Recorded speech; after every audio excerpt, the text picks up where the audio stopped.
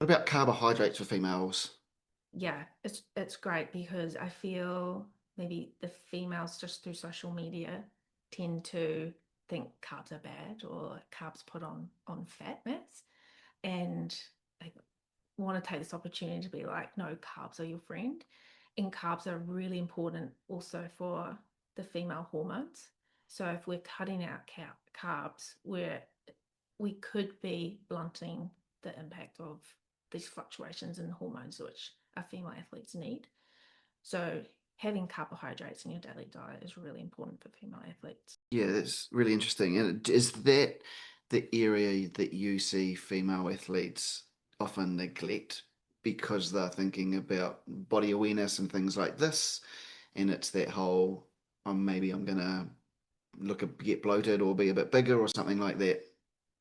Totally. Like it's one of the things that I see, maybe not so much in teens, but probably um, kind of early 20s type thing where it's in the media so much still, or they're following the appearance in their diet trends.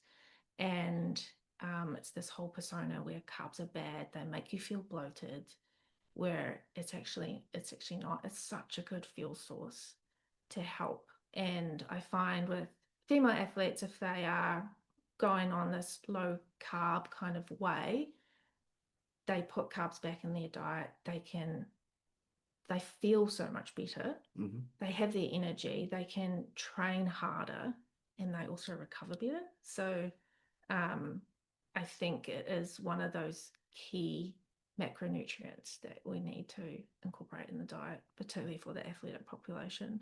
Yeah, and you said something in there that was really interesting as well, I think, in terms of following adults. And those low carbohydrate or non-carbohydrate diets are really prevalent now, and a Mm, lot of adults are starting to follow it.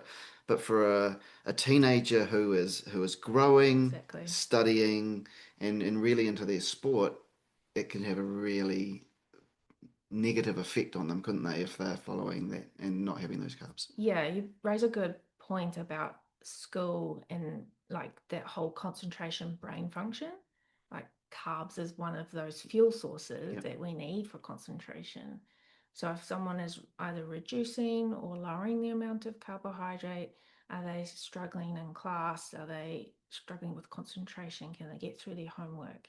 Um, you know, that is a really easy fix. Yeah, and I think that's the energy source we forget about sometimes, right? It's easy to say, or look at someone and say, oh, they're running around a lot, they're on their bike all the time, and they have huge energy needs. But we forget that kids are always having to Mm. think at school, studying late, and that actually uses up a hang of a lot of energy too. Yeah, particularly if they're even learning new skills on top of that. Yeah, So they're learning new things in the classroom and then they might having to learn a new skill on the field, yeah. so it's all of that extra The brain brain's focus. never stopping, is it? Yeah.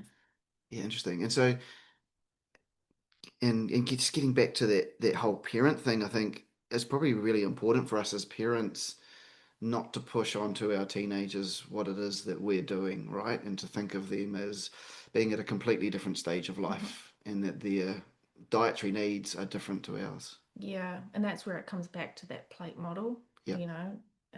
third, third, third, carbs, proteins, vegetables, and color.